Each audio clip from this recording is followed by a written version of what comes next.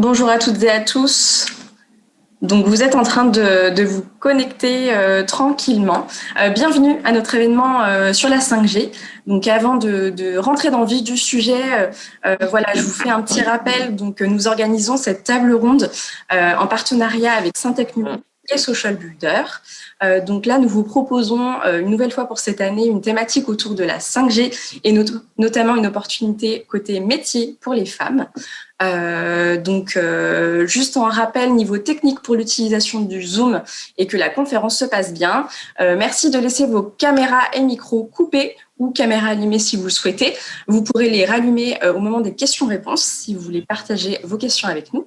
N'hésitez pas aussi à les écrire directement dans le chat. Il est disponible en permanence pendant toute la conférence. Et puis voilà, sinon je reste disponible moi, donc Aurélie Tallard de Social Builder, pour répondre à toutes vos questions, problèmes techniques si vous en rencontrez. Donc avant de lancer la conférence, je vais laisser la parole à Caroline Fouquet, qui représente Femmes du numérique, et ensuite à Lorraine Lenoir, qui représente Social Builder. Caroline, c'est à toi. Merci Aurélie. Déjà, je vais présenter Syntec Numérique. Donc, nous sommes le syndicat professionnel des entreprises du numérique en France.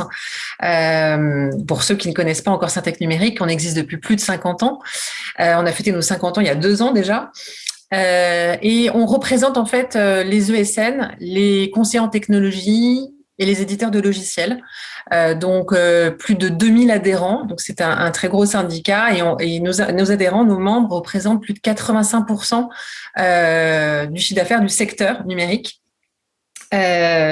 Nous traitons un certain nombre de thématiques comme la cyber, la e-santé, la e-éducation et bien sûr le sujet des femmes dans le numérique. Ça fait déjà plus de 10 ans que nous travaillons sur ce sujet-là. Malheureusement, les chiffres ne s'améliorent pas beaucoup, voire s'aggravent, puisqu'on a 27,8% de femmes dans le secteur, mais aussi sur des fonctions support. Donc si on regarde sur les fonctions plus techniques, ça baisse à 12 à 15% dans le secteur. Donc c'est effectivement un sérieux problème qu'on essaye de traiter, notamment avec Social Builder, avec qui nous sommes partenaires depuis maintenant plus de 3-4 ans.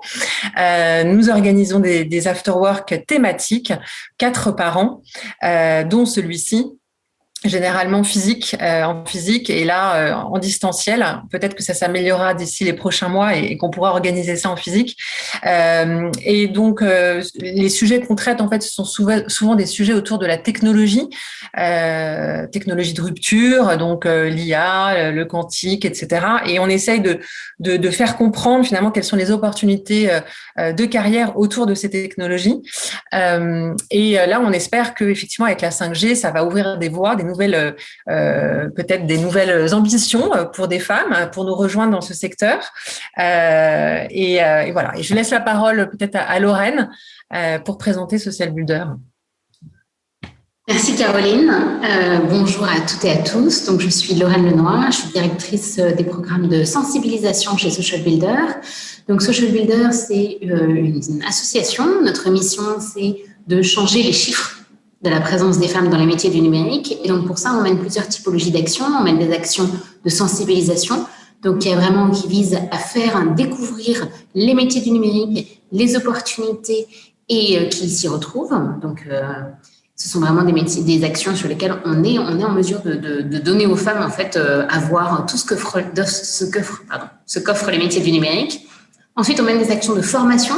Donc, nous sommes un organisme de formation qui reconvertit des femmes, mais pas que sur certains programmes, à des métiers du numérique qui recrutent, sur lesquels elles font des parcours de formation certifiants ou diplômants, et ensuite, on les accompagne dans leur retour à l'emploi. Donc, c'est notre dernière brique, c'est vraiment toute la partie insertion professionnelle, sur lesquelles on met en relation les femmes qui sortent de nos parcours de formation, métiers, autour des métiers très variés, développeuses web, data analyst, des métiers plutôt techniques, avec des entreprises qui sont à la recherche de ces talents-là. Et du coup, on existe depuis une dizaine d'années et on fait d'ailleurs cette année nos 10 ans et notre communauté donc rassemble aujourd'hui à peu près 55 000 membres. Et donc, dans le cadre de ces actions vis-à-vis de la communauté, on mène ce projet, ces tables rondes avec Syntec Numérique sur des thématiques très variées. Donc, les précédentes étaient autour de la e-santé, des opportunités autour de la data, la cyber. Et là, aujourd'hui, on a souhaité aborder la thématique de la 5G, qui est un sujet qui est quand même très passionnant et qui, du coup, sur lequel, finalement, on s'attarde, à notre sens, peut-être pas assez, et qui méritent d'avoir le temps d'un débat plus approfondi, à la fois pour montrer les défis auxquels cette technologie est aujourd'hui confrontée et également les opportunités que le secteur peut relever vis-à-vis des femmes, mais également de tous et de toutes. Donc, je vais passer la parole à notre modératrice, Karine Roquessani, qui va animer cette table ronde. Très belle table ronde à toutes et à tous. Merci beaucoup. Merci Lorraine, très heureuse de vous retrouver effectivement pour cette table ronde. Alors on va être vraiment à cheval sur la 5G, effectivement, les opportunités, avec déjà une première partie de la table ronde pour comprendre quels sont les enjeux de cette technologie, et notamment pour les entreprises. Et aussi, il y aura un volet cybersécurité qui sera important, donc qui recoupera peut-être ce que vous avez appris lors de votre précédente table ronde qui était dédiée à la cyber. On va voir les enjeux à la croisée des chemins entre 5G et cybersécurité, les opportunités métiers, bien sûr, qui s'offrent à vous. Et puis voilà, donc avec nos intervenants. Et vous aussi, je vous invite à poser vos questions, d'en converser. J'aurai un œil en permanence sur Converser que je vais mettre, voilà, pour le voir bien. Donc n'hésitez pas à poser vos questions au fil de l'eau dans Converser. Et à la fin, il va y avoir un temps dédié, donc vous pourrez également rallumer vos micros, vos caméras pour débattre avec nous et poser vos questions. Alors, je vous présente nos deux intervenants. Ils ont les mêmes initiales et les mêmes noms de famille, mais ils ne sont pas mariés, mais ils se connaissent. Florence Mazard et François Mazard qui sont avec nous. Alors, Florence Mazard, je vous présente et puis vous compléterez si j'ai oublié des informations.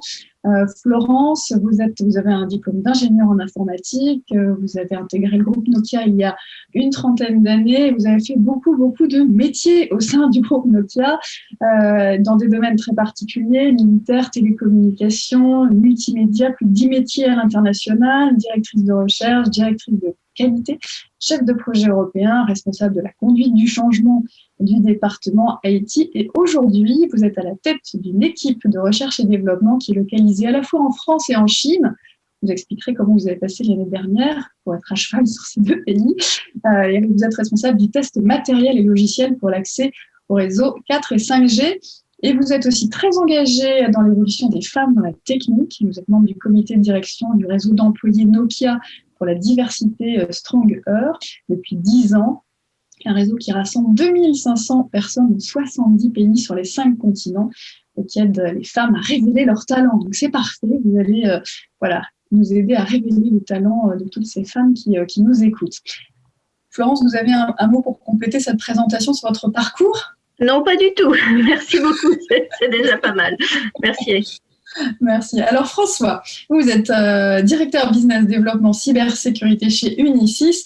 Vous êtes passé du monde du wireless, comme on dit. Vous avez passé 10 ans dans les technologies 2G et 3G. À l'époque, c'était hyper novateur déjà, pour évoluer dans le monde de la cyber aujourd'hui. Et ça illustre bien donc ces possibilités de reconversion, même si là, vous êtes dans des domaines qui sont finalement assez proches entre les télécommunications et la cybersécurité. Mais voilà, c'est possible de changer, d'évoluer de métier. Alors vous avez une grande connaissance dans la 5G, bien sûr, et vous nous expliquerez quels sont les liens, notamment quel est l'intérêt de la 5G et les liens avec la cybersécurité. François, est-ce que vous voulez compléter cette présentation ? Alors, moi, juste deux, trois petits points. Déjà, merci Karine, parce que c'est une belle présentation. Et très honoré de faire partie de cette conférence où il y a beaucoup de femmes. Donc je me sens un peu seul en tant qu'homme, mais j'aime ça. Il n'y a pas de problème. Sur mon parcours, moi j'ai eu un parcours très varié. Effectivement, j'ai commencé chez Alcatel et d'ailleurs j'ai croisé Florence à ce moment-là et je suis très content de la retrouver. Et après j'ai eu beaucoup d'évolutions. Quand même. Pardon ? Vous n'êtes pas marié, parce que c'est la question que je vous ai posée quand j'ai préparé cette table ronde. J'ai dit que c'est un couple que nous. C'est juste un hasard. Oui. Et c'est même pas la même famille, donc il n'y a pas de lien de parenté nulle part, en tout cas pas que je connaisse. Mais bon, non mais oui, sur mon parcours, moi j'ai aussi pas mal évolué à la fois dans le domaine militaire. Juste avant de rejoindre ici, j'étais chez Thales, donc je connais aussi le domaine militaire, la cybersécurité dans des enjeux de souveraineté, donc proche des États. Et puis j'ai évolué du telco à la cybersécurité, donc il y a eu beaucoup de choses. Et c'est vrai que ce sont des technologies qui évoluent très très vite. Donc il y a un besoin d'adaptation en permanence. Donc voilà, c'était juste pour résumer un tout petit peu mon parcours, qui a été jalonné de la technique jusqu'à l'après-vente, l'avant-vente et maintenant du domaine commercial et la direction commerciale. Alors, pour ceux qui ne connaissent pas bien Unisys, François, est-ce que vous pouvez nous dire quelques mots sur Unisys aujourd'hui? Quels sont ses domaines d'intervention et la 5G en particulier? Alors, Unisys, en fait, c'est une société qui a 146 ans d'existence. On ne le sait pas, on ne connaît pas forcément bien en France. C'est 22 000 employés dans le monde et 3 milliards de chiffre d'affaires. Donc, c'est une société assez conséquente. Juste pour donner un petit exemple, Unisys a accompagné la première mission Lune à l'époque, dans les années, il y a quelques années quand même, quelques dizaines d'années. Donc, c'est une société qui a l'habitude de se transformer, de bouger avec les technologies. Et aujourd'hui, elle est concentrée sur trois grands métiers. Le métier de ce qu'on appelle tout ce qui est Digital Workplace Services. Donc, c'est vraiment la digitalisation du poste de travail, de l'environnement de travail du salarié. Une deuxième force qui est autour de comment on va passer d'applications classiques vers des applications hébergées dans le cloud. Et la troisième force, c'est autour de la cybersécurité et c'est mon domaine. Donc, c'est là où j'interviens. Cybersécurité qui est un peu au carrefour de tous ces enjeux, de tous les enjeux des entreprises. On va voir à la fois des problématiques IT, donc très orientées applicatives, mais des problématiques aussi liées au type de réseau qui vont être utilisés par les entreprises, le transport finalement, pour véhiculer ces informations. Et la 5G, dans tout ça, c'est une évolution qui va apporter tellement de nouveaux usages que il va falloir bien l'associer à la cybersécurité pour éviter que des menaces finalement viennent perturber les entreprises. On y revient. On aurait des exemples très concrets là, de l'intérêt de la 5G pour les entreprises. Alors Florence, la marque Nokia est très connue. Moi, je me souviens des téléphones, mais c'est plus complètement ça aujourd'hui. Non, oui, effectivement. Donc, la marque Nokia, c'est une société finlandaise. Hein. Je vais parler des téléphones après, très rapidement. Avant tout, nous sommes un équipementier de télécom, donc un chiffre d'affaires de plus de 21 milliards. Un groupe très international, 98 000 employés dans plus de 120 pays dans le monde. Donc, en fait, qu'est-ce qu'on fabrique et qu'est-ce qu'on apporte? Ce sont tous les équipements de télécom pour les réseaux d'accès mobile, mais aussi tout ce qui est accès fibre, donc les solutions fibre au débit, la 3G, la 4G, la 5G. On a aussi deux fleurons dans le groupe qui sont les Bell Labs, donc la partie recherche avancée. On parlait tout à l'heure de la 6G, donc typiquement, ils travaillent sur ces domaines-là. Et aussi, en France, nous avons aussi l'usine de Calais qui est la partie submarine, la partie câble sous-marin, parce que vous devez savoir qu'à peu près 80 à 90% des communications, je dirais mondiales, passent par des câbles sous-marins que nous posons, je dirais dans les différents océans et mers du monde. Donc en fait, on fait des logiciels de gestion aussi pour le réseau, pour la supervision du réseau, des réseaux télécoms, des solutions aussi de plateformes pour les objets connectés, donc pour des services au niveau de ce qu'on appelle l'IoT. Et la virtualisation des services télécoms via le cloud. Ce qu'il faut voir aussi, c'est que nous ne sommes plus un fabricant de téléphones mobiles. Donc, Nokia a vendu la partie téléphone mobile en 2013 à Microsoft et puis ensuite, ça a été vendu. Donc maintenant, c'est un groupe finlandais qui utilise la marque et qui fabrique les téléphones Nokia. Mais notre activité, c'est l'équipementier télécom. Donc, nos clients sont en particulier les opérateurs que vous connaissez, Orange, SFR, Bouygues, Free. Pour la partie Nokia France, quelques informations. Nous sommes présents sur le site de Paris-Saclay, donc sur ce site de compétences technologiques près de Paris, à Lannion en Bretagne et à Calais sur la partie submarine. On a 2500 ingénieurs en France et donc au niveau Bell Labs France, on est le deuxième centre de recherche du groupe Nokia. On a aujourd'hui 1500 ingénieurs qui travaillent, qui sont spécialisés en France sur la partie 5G et on dispose de environ, il y a 165 références commerciales au niveau 5G, notamment en France, on travaille avec Orange, j'en parlerai tout à l'heure. Et on a aussi, ce qui est important, un centre d'expérimentation 5G pour développer les usages de la 5G qui se trouve sur le site de Paris-Saclay. Plein d'opportunités, métiers, surtout tout ce panorama de possibilités. De nombreuses opportunités métiers. Je pense que mon parcours le prouve dans un groupe international qui est très, très large en gamme de métiers, effectivement. Et pour les femmes. Bien sûr, on en parlera tout à l'heure. Merci. Alors, quel est l'intérêt de la 5G? Qui va en profiter? On parle beaucoup de la 5G, il y a même des inquiétudes, on pourrait y revenir sur le développement de cette technologie. Et pourtant, on sait qu'aujourd'hui, il y a une vraie course à la technologie de façon internationale et que la France a intérêt à se placer ne serait-ce que sur la ligne de départ pour vraiment déployer cette technologie de façon très rapide pour avoir sa chance au niveau international. Alors François, peut-être pour commencer, et Florence, vous complétez quand vous voulez, pour pas que ce soit libre comme débat. François, pour commencer, alors c'est quoi l'intérêt de la 5G? À quoi ça sert? On nous en parle, mais à quoi ça sert? Alors moi, je vais être très orienté usage, puisqu'en fait, je ne suis pas côté équipementier, mais je suis bien côté entreprise et donc usage. Et il y a un intérêt très fort pour la 5G côté entreprise, parce que finalement, ça va permettre de connecter énormément d'équipements. On parle beaucoup de l'Internet of Things. Et l'Internet of Things, en gros, c'est dire tous les petits capteurs que je peux positionner dans une entreprise, je vais pouvoir finalement les connecter au système d'information de l'entreprise pour récupérer des informations sur ce qui se passe. Alors, ça peut être sur une chaîne de production, ça peut être, je prends un exemple, par exemple, dans un aéroport, suivre le parcours des bagages, on peut le faire à travers des capteurs et finalement compter le nombre de bagages qui rentrent et s'assurer que dans l'avion, il y a aussi le même nombre de bagages.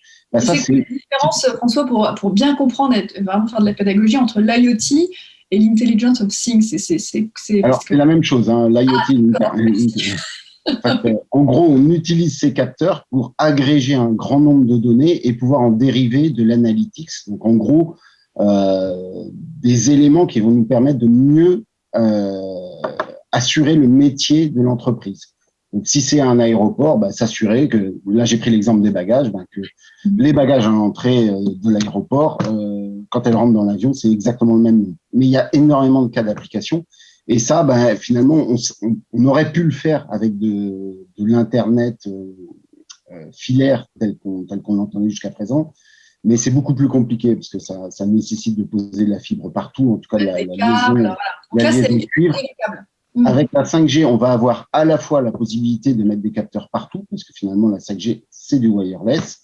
Et en même temps, on va avoir du débit de manière assez importante. Donc, en fait, on va cumuler deux avantages, la possibilité de mettre des capteurs partout et en même temps de pouvoir récupérer un grand nombre de données, les remonter jusqu'au data center de l'entreprise pour pouvoir en dériver des indicateurs, quels qu'ils soient. Donc, c'est ça l'intérêt de la 5G pour une entreprise, en tout cas tel que nous, Unisys, on le voit. Peut-être que Florence voudra compléter, mais je pense que c'est vraiment ça. De 5G et de fibre en termes de performance, même si j'ai bien compris que la 5G, l'intérêt, c'est qu'il n'y avait pas de câble. En termes de performance de débit, ça correspond à la fibre, par exemple, pour avoir une idée Oui, on est sur des débits très similaires. On va pouvoir, du coup, c'est exactement ce que je disais, agréger énormément de données et ça de manière beaucoup plus facile. Même finalement pour le particulier, on peut voir aussi des cas d'application très intéressants. Je vais prendre un autre exemple, une entreprise comme Veolia aujourd'hui qui transporte l'eau. Finalement, ce qui est intéressant aujourd'hui et ce qu'ils ne peuvent pas vraiment mettre en place, c'est de s'assurer que dans toute la chaîne de distribution de l'eau, il n'y a pas de perte. Et moi, j'ai eu le cas, par exemple, un cas personnel où finalement j'ai une fuite d'eau très importante. Veolia n'a pas pu le détecter puisqu'en fait, ils ne peuvent pas mettre des capteurs tout le long de la chaîne. Mais avec la 5G, c'est ce qu'on va pouvoir mettre en place. Donc, c'est pareil pour tous les opérateurs de réseau, que ce soit Enedis, que ce soit… j'imagine que voilà, c'est tout ce qui est la distribution, que ce soit électrique, de l'eau, ça peut être aussi des chaînes de production, ça peut être des pipelines de gaz. Dans les usines aussi. Enfin, il y a des cas d'application qui sont, à mon sens, pas encore complètement investigués. Il y a énormément de nouveaux usages qu'on va pouvoir découvrir, qui sont autant d'opportunités pour les entreprises, mais qui sont aussi des opportunités pour les attaquants. On y reviendra sur la partie cybersécurité. Florence va compléter. Alors, sur les entreprises, vous avez plein d'exemples là très concrets. Juste une petite parenthèse pour les particuliers que nous sommes, avant d'être des salariés d'entreprise. En tant que particulier, Florence, ça sert à quoi Alors oui, je pense qu'il faut voir sur les particuliers. Donc en fait, juste pour donner quelques exemples, quelque chose d'assez courant, le téléchargement d'un film sur son téléphone, sur sa tablette. Donc pour donner une idée, un film de 800 mégaoctets, on le charge en quelques minutes en 4G, ça va être de l'ordre de la seconde. En 5G, donc là il y a un gain de temps, une latence faible, donc c'est le temps entre la demande et l'arrivée de la donnée, le temps qu'on demande de la donnée et l'arrivée. Donc là aussi, on va avoir une latence très faible, ce qui intéresse, comme je le disais tout à l'heure, particulièrement les gamers pour les jeux en ligne, qui est une industrie non négligeable aujourd'hui. Plus de débit aussi, c'est comme l'a dit François, c'est aussi la quantité de données qui peut passer dans une communication. Donc par exemple aussi avoir des films en plus haute définition pour un meilleur visionnage en fait des données.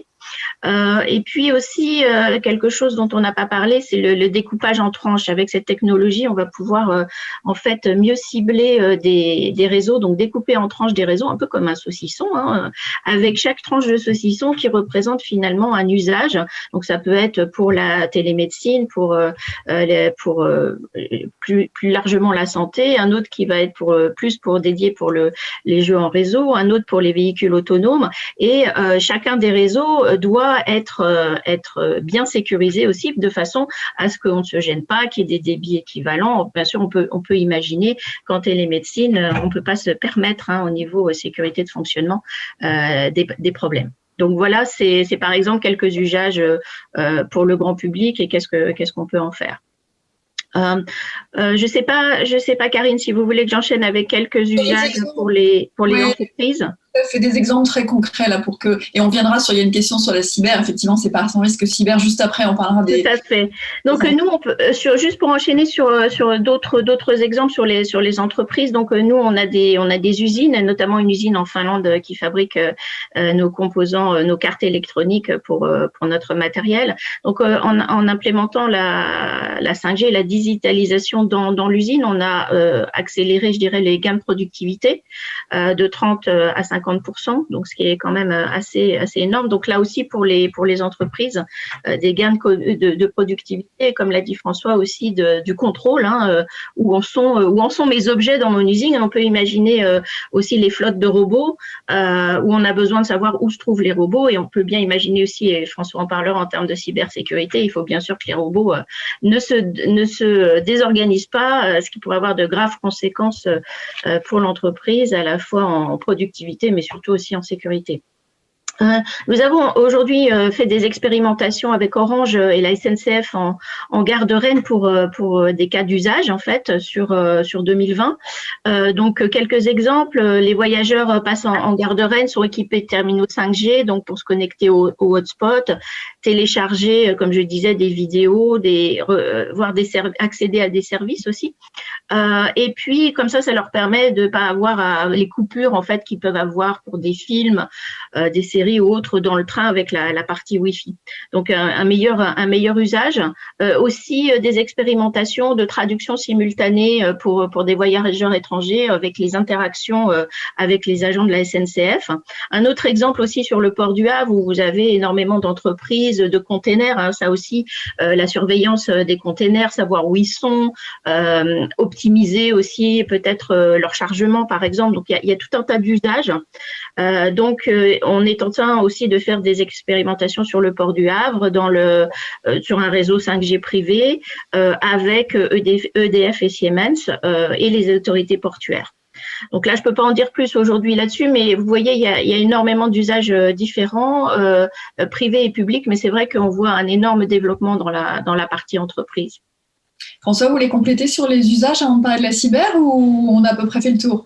Non, je crois Florence a très bien complété déjà ce que j'avais dit. Et oui, je confirme que la logistique est aussi un enjeu très, très intéressant pour la 5G, parce que finalement, à travers la 5G, on va pouvoir vraiment mieux maîtriser toutes les chaînes logistiques. Je prenais un cas d'usage qu'on a vu auprès d'un logisticien qui voulait suivre un peu ce que font ces camions finalement et s'assurer que quand ils partent, on sait à peu près prédire quand est-ce qu'ils arrivent, de manière à prévoir le quai de déchargement. Ça va être possible avec la 5G. Parce qu'on va pouvoir agréger énormément de données et c'est ça qui est très intéressant, les agréger pour pouvoir en dériver des indicateurs pour améliorer la performance d'une entreprise. Donc oui, la 5G, c'est un cas, c'est quelque chose, je pense que c'est vraiment une révolution. Mais c'est ça, c'est pas comme quand on est passé de la 3G à la 4G, là c'est complètement… Oui, c'est une révolution. Je voulais juste aussi citer les véhicules autonomes. On aura besoin de la 5G, on a besoin de la 5G pour les véhicules autonomes qui vont prendre une place de plus en plus importante. Donc ça, c'est absolument fondamental. Alors justement, les véhicules autonomes ou encore dans les usines, vous parliez des robots, on imagine une cyberattaque et que tout d'un coup, quelqu'un prend le contrôle d'un véhicule autonome ou d'une chaîne d'usine ou d'un train SNCF, soyons fous. Qu'est-ce qui se passe, François, en termes de cybersécurité? Pourquoi la 5G rend ces interfaces encore plus vulnérables avec la 5G? Alors, ce qu'on dit souvent, c'est avec la 5G, on va démultiplier la surface d'attaque. Donc, en gros, les capacités pour les attaquants d'aller hacker une entreprise vont être complètement multipliées. Donc, autant de capteurs qui communiquent sur un réseau mal protégé, c'est autant de sources de vulnérabilité. Donc, ça, c'est la première des choses, c'est la multiplication de capteurs qui va dégrader finalement la capacité de l'entreprise à bien se protéger. Premier élément. Deuxième élément, ces capteurs 5G, c'est souvent des chipsets, des micro-composants pour lesquels éventuellement la couche de sécurité ne va pas être intégrée de prime abord. Donc c'est pas forcément, ou en tout cas une sécurité basique qu'il va falloir renforcer en cœur de réseau, en tout cas mettre en place un dispositif pour s'assurer que ça ne soit pas autant de vulnérabilités qu'on introduise. Donc, ces deux paramètres-là vont être essentiels dans la maîtrise de la 5G et de la cybersécurité. Et aujourd'hui, on le voit bien, même sans la 5G, les entreprises ont déjà énormément de difficultés à maîtriser leur écosystème parce que des fois, il faut le reconnaître, les entreprises ne connaissent pas aussi l'ensemble des composants qui communiquent sur leur réseau d'entreprise. Donc, il y a tout un enjeu de découverte de ce qui se passe sur le réseau de l'entreprise et de maîtrise de tous ces capteurs qu'on va finir par faire exploser dans le monde de l'entreprise. Donc ça c'est un enjeu colossal et tous les acteurs de la cybersécurité sont en train de s'y préparer à travers différentes solutions. On a parlé de l'Internet of Things, c'est bien de ça dont on parle, c'est vraiment l'ensemble de ces capteurs qu'on va devoir surveiller quelque part dans le monde de l'entreprise. J'étais hier avec un aéroport, je peux pas citer parce que les aéroports sont des sociétés qui assurent la souveraineté d'un État, mais les aéroports parlent de l'Airport of Things parce que au même titre que l'Internet of Things, les aéroports vont faire multiplier les capteurs à travers leur infrastructure. D'en converser. Alors, je ne sais pas quel est le prénom de la personne parce que je crois qu'il n'est pas renseigné, mais en tout cas, elle nous dit le vrai risque, c'est la sécurité des données. Donc, c'est peut-être pas tant cette prise de contrôle, Alex, c'est un peu le film de science-fiction là qu'on a tous en tête, mais il y a une sécurisation des données aussi qui est en jeu. En fait, les capteurs véhiculent de la donnée. Quand on sécurise un capteur, on sécurise aussi la donnée. Il y a un vrai enjeu, c'est sécuriser le capteur, sécuriser le data center, mais il y a aussi toutes les communications au milieu. C'est pour ça aujourd'hui on parle de chiffrement évidemment. Donc on va chiffrer la donnée en mouvement, la donnée aussi quand elle reste dans un capteur ou dans un data center pour s'assurer qu'elle ne soit pas accessible, mais en tout cas le moins accessible possible pour les hackers. Voilà, c'est Nassira. Merci Nassira pour ces précisions, experte en cyber qui travaille sur la sécurité de la 5G. Florence, pour compléter sur la cybersécurité. Oui, sur la 5G, ce que je voulais dire, je pense que François l'a très bien expliqué. Ce que je voulais dire, c'est qu'en fait, la cybersécurité est au cœur aussi de la conception des produits des équipements télécoms. Il y a des normes aussi qui ont été produites et qui sont intégrées. Donc en fait, moi qui pilote une équipe de test, donc c'est typiquement aussi des tests qu'on fait sur les aspects sécurité tout au long des tests de la 5G. 5G. Sur ces parties-là, comme on l'a vu récemment aussi, malheureusement, la cybersécurité, c'est aussi la sécurité humaine qui peut être au centre de la préoccupation. Donc il y a les attaques effectivement, mais il y a aussi l'atteinte à la vie humaine qui peut en dépendre. Donc c'est pour ça que c'est un élément extrêmement important. Et dans ce cadre-là, pour répondre aux enjeux croissants de protection liés à l'arrivée de cette technologie de 5G, donc Nokia lance à Lannion, donc dans son centre en Bretagne, un premier centre de cybersécurité dédié aux problématiques de cybersécuriser des réseaux de télécoms en particulier, qui permettra d'adresser les besoins du marché français et européen, et dans lequel on va recruter en cybersécurité pour justement la cybersécurité liée au réseau télécom, avec des services qui sont proposés aux opérateurs, aux entreprises pour justement leur protection. François, c'est quoi la sécurité by design? Vous intervenez sur le chat. Oui, mais c'est un thème qui me tient à cœur. En fait, c'est prévoir la sécurité dès la conception des systèmes. En fait, c'est pas la prévoir après, mais vraiment bien l'intégrer dans la conception des systèmes. Ce que disait Florence, en fait, c'est vraiment le prévoir à l'origine pour qu'ensuite on puisse mieux le maîtriser. Même si le risque existe en permanence, le fait de l'intégrer le plus vite possible, c'est quand même ce qu'il y a de mieux. Alors, avant de parler des métiers, des opportunités, peut-être juste un état des lieux sur la place des femmes aujourd'hui dans vos métiers. François, est-ce que vous avez beaucoup de femmes autour de vous? Alors, relativement peu de femmes, hein, je vais être très direct et très pragmatique. Juste avant, j'étais chez Thales, hein, j'étais en charge de la cybersécurité sur le Moyen-Orient et l'Afrique pour le business développement. Et chez Thales, je dirais que c'était pire que ce que je vois aujourd'hui chez Unisys. Chez Thales, qui est quand même un monde un peu lié à la cybersécurité plutôt militaire ou étatique, on voyait encore moins de femmes. Là, chez Unisys, on en voit quelques-unes, mais en termes de proportion, c'est très faible. On est entre 20 et 30% maximum des effectifs pour les femmes. Ce que je trouve très dommage, parce qu'on a besoin de l'apport des femmes aussi dans pas mal de métiers liés à la cybersécurité, et j'imagine qu'on y reviendra. Florence, de votre côté, quel est l'état des lieux? Oui, alors moi, c'est, je dirais, mon combat de tous les jours, dans le sens où il y a encore, comme disait François, beaucoup, il y a trop peu de femmes dans ces métiers au niveau de la 5G, de la cybersécurité, on va dire plus globalement des métiers assez techniques. Dans Nokia, nous sommes 22%. Donc ça regroupe aussi des fonctions support, mais on a quand même, je dirais, pas mal de femmes dans la partie core business, pas mal autour de 20%. Hein, on en est là.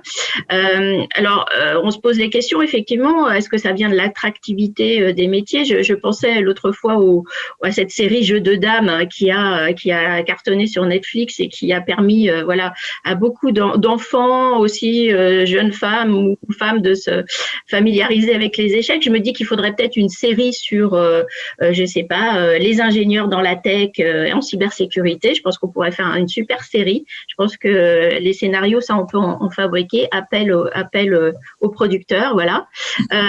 Aussi du niveau, ça peut dépendre aussi du niveau de formation demandé qui peut rebuter. Je sais pas. Généralement, nous on recrute au niveau ingénieur, mais que ça soit des écoles d'ingénieurs, de l'université, on a plutôt un recrutement, je dirais, diversifié.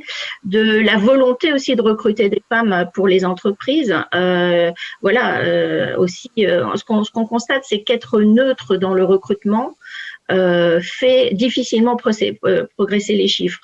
Donc, par exemple, on peut envisager d'imposer dans certaines entreprises, hein, qu'elles s'imposent elles-mêmes, un recrutement où, par exemple, il y a 50% de femmes et 50% d'hommes dans la liste des possibles candidats, ou au moins, je dirais, au moins une femme dans la liste des candidats. On peut imaginer tout un tas de, je dirais, de moyens, mais en tout cas, rester neutre prouve aujourd'hui que ça fait pas bouger les choses.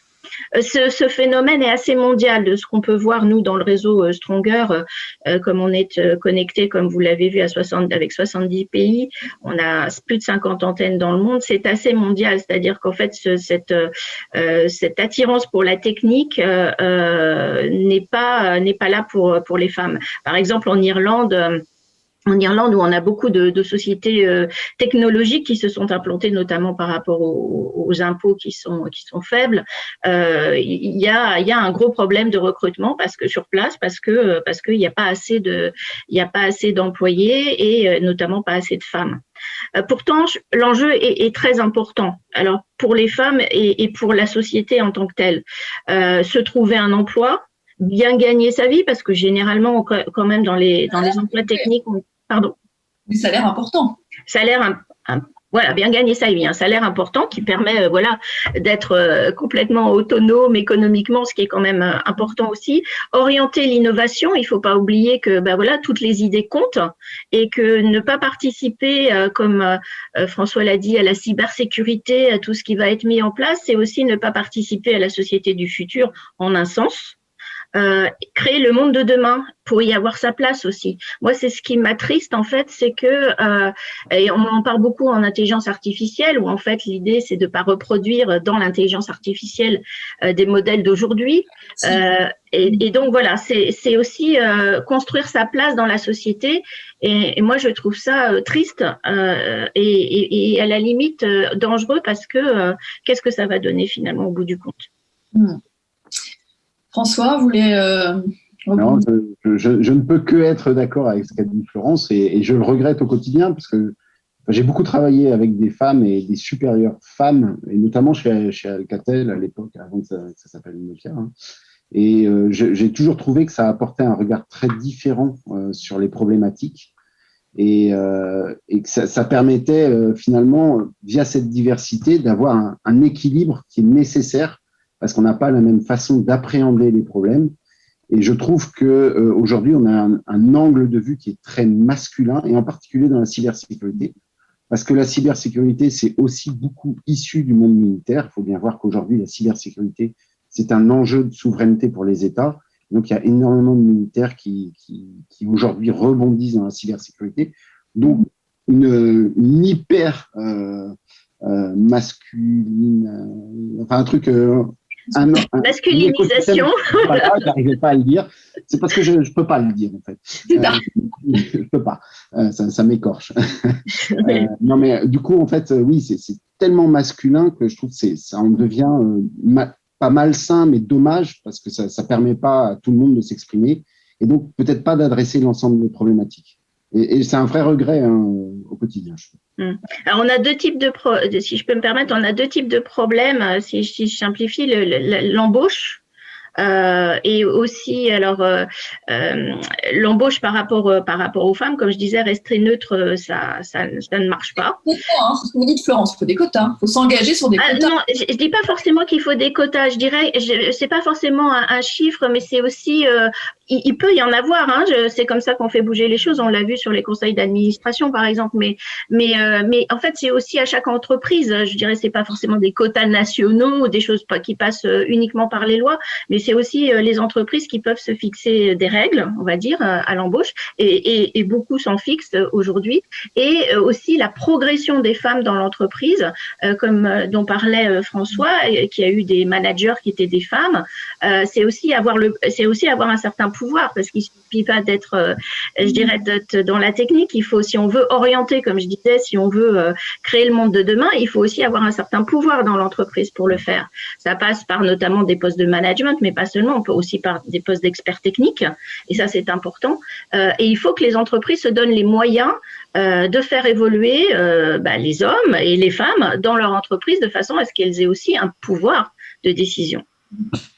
On reviendra sur un exemple de reconversion. Peut-être juste pour y voir plus clair sur le panorama, François, des métiers, des opportunités métiers en 5G et en cyber dans votre entreprise.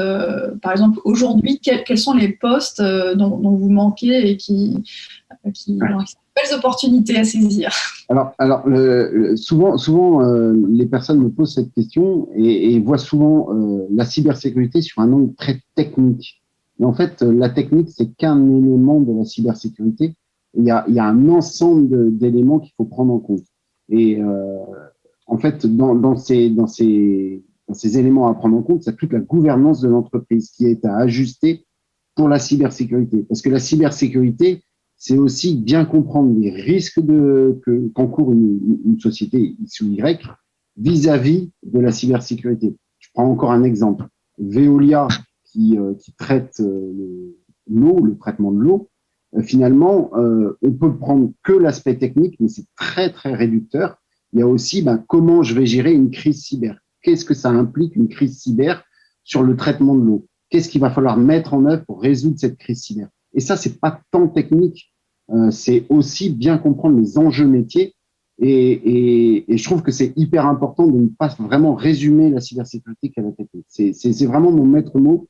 C'est la cybersécurité, c'est énormément de métiers et ça n'est pas être que pointu techniquement. Ce qui, j'entends chez certaines femmes, peut rebuter, c'est le fait que ça soit trop technique. Non, c'est pas le cas. Ça n'est vraiment pas le cas. Moi-même, je ne suis pas issu de la technique pure cyber et je comprends. Enfin, on arrive très vite à se faire une idée de ce que sont les enjeux et quels peuvent être les impacts sur une entreprise et du coup en dériver une logique de gouvernance par rapport à ces problématiques.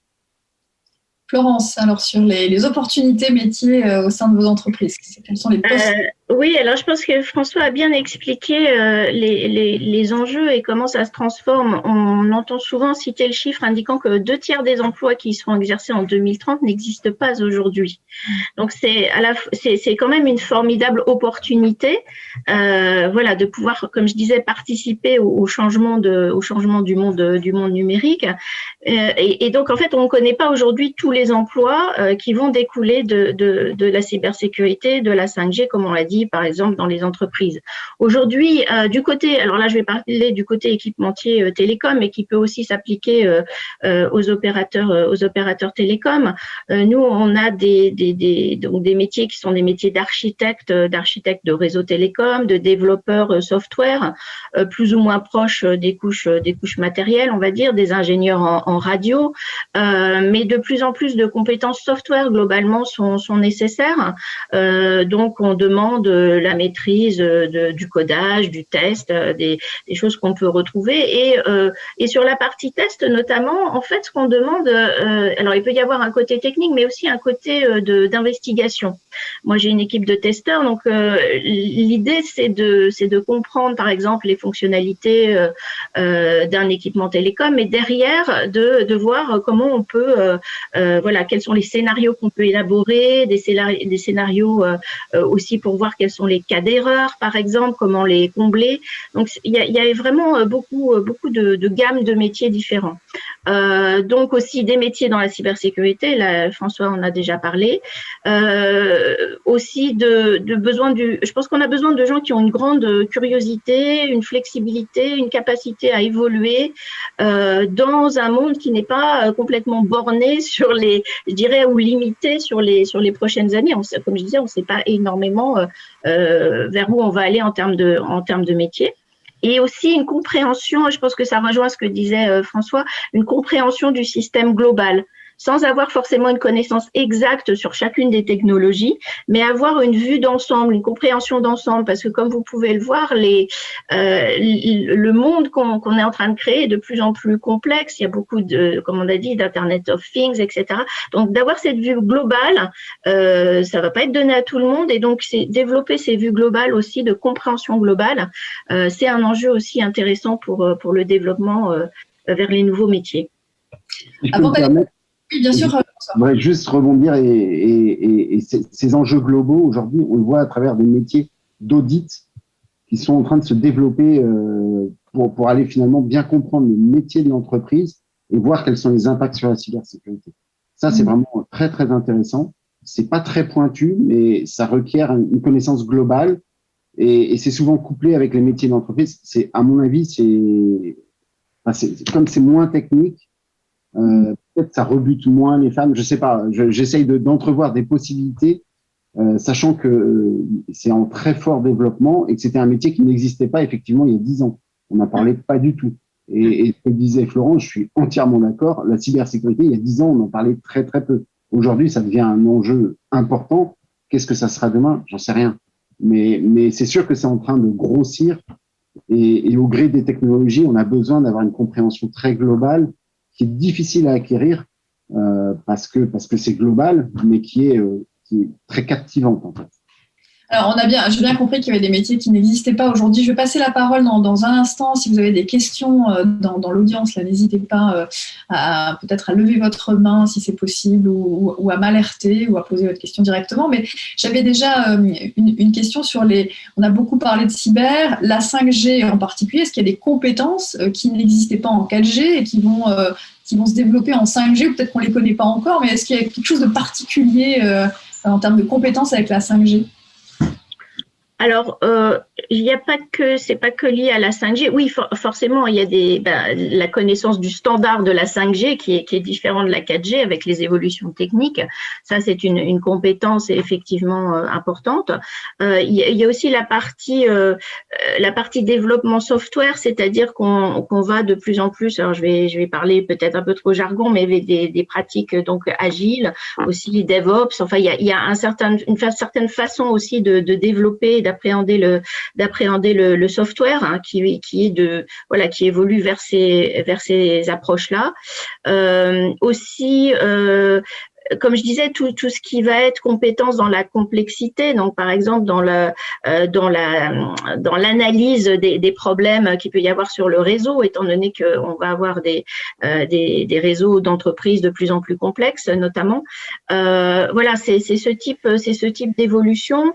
Après, voilà, c'est difficile aujourd'hui de dire, en tout cas sur la 5G, qu'est-ce qu'il faut en plus. Bien sûr, s'ajoute à ça, puisqu'on en injecte, je dirais, dans à peu près tout, l'intelligence artificielle qui va se développer comme un moyen, je dirais, aussi dans les réseaux télécoms.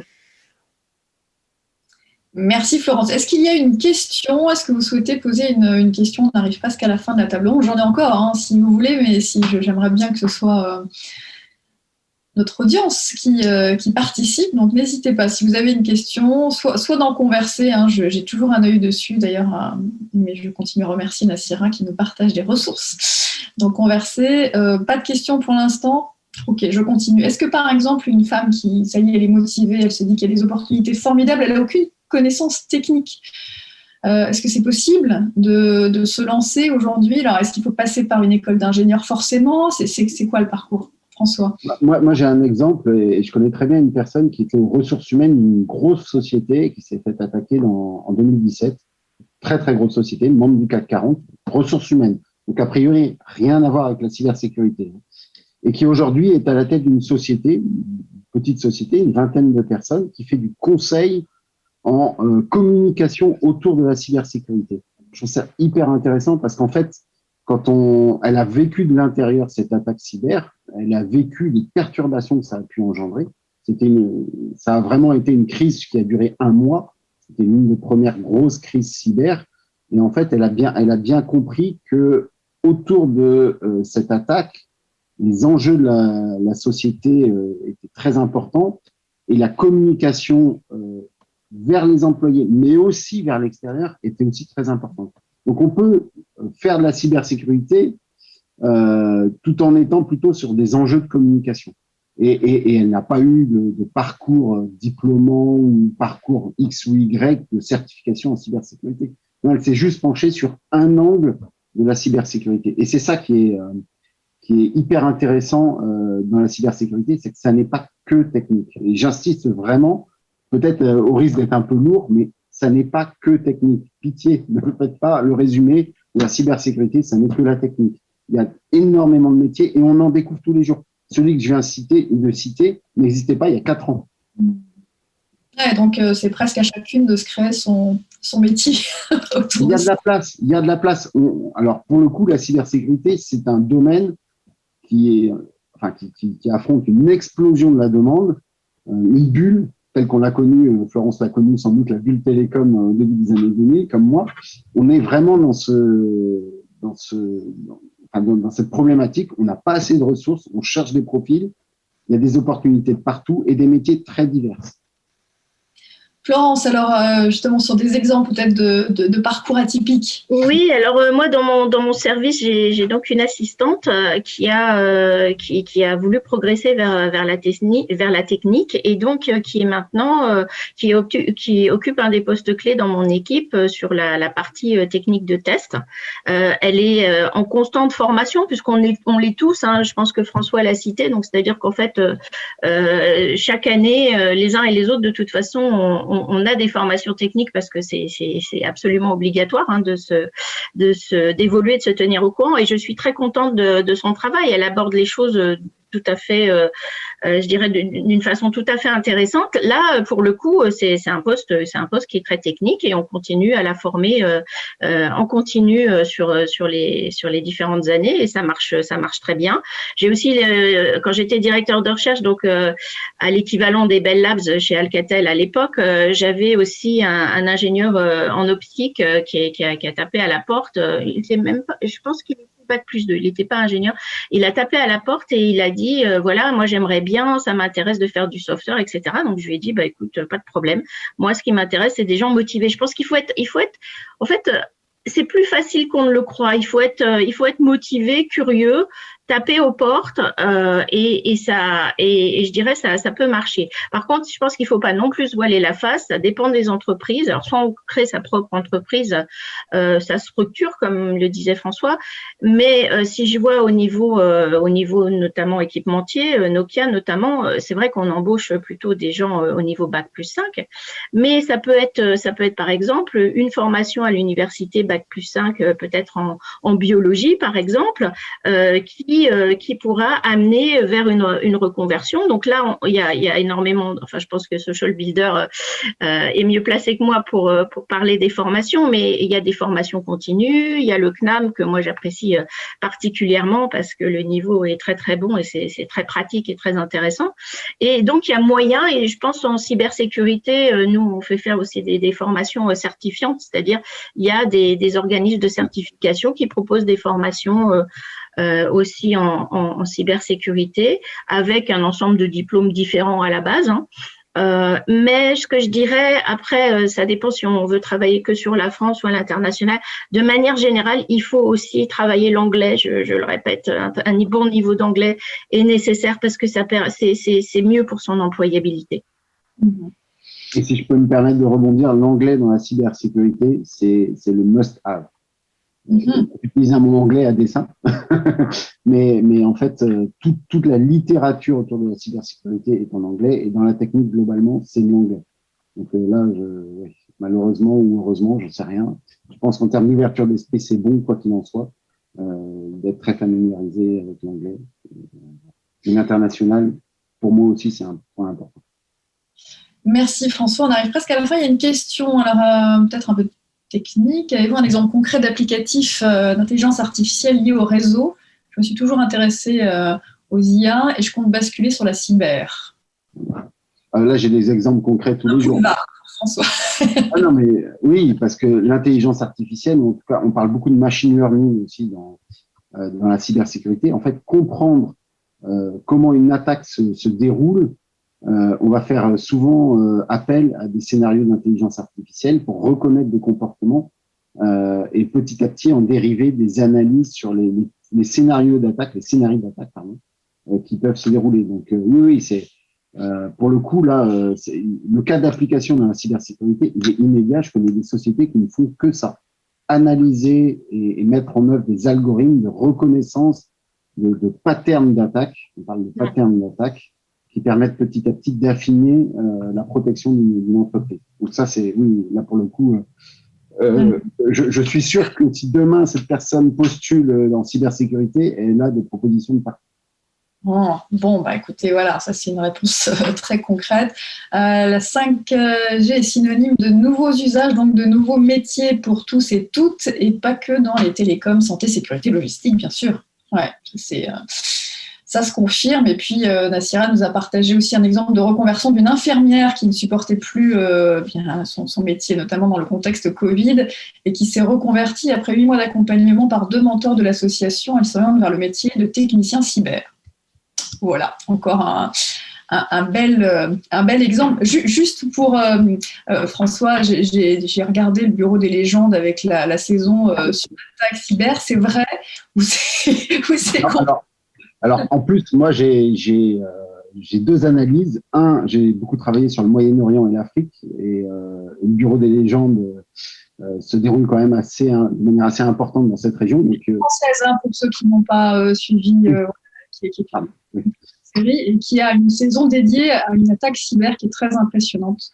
Oui, donc les mécanismes qui sont présentés et certains outils sont des outils que j'ai été amené à vendre et qui sont utilisés au quotidien par certaines organisations. Je peux pas en dire énormément parce que la cybersécurité, c'est aussi un domaine où il y a beaucoup de secrets. Il faut maîtriser un peu cette façon de procéder.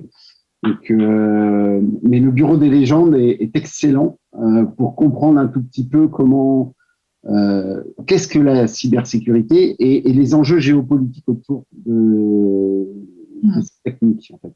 Parce qu'en fait, la cybersécurité, c'est aussi beaucoup de géopolitique si on le regarde sur un angle très international, ce qui rend le sujet encore plus intéressant. Je l'ai pas dit précédemment, mais par exemple, dans une société comme Thales, il y a beaucoup de personnes qui sont issues plutôt du monde des sciences politiques qui font des carrières très brillantes chez Thales avec la cybersécurité.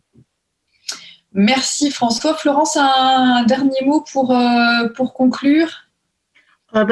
Aussi pour donner peut-être des exemples, oui, il n'y a pas que la 5G, mais aussi j'ai un ami qui lui embauche beaucoup de femmes qui sont issues de la biologie, voilà, dans la partie IT. Donc je dirais tout est possible, faut oser, faut se renseigner.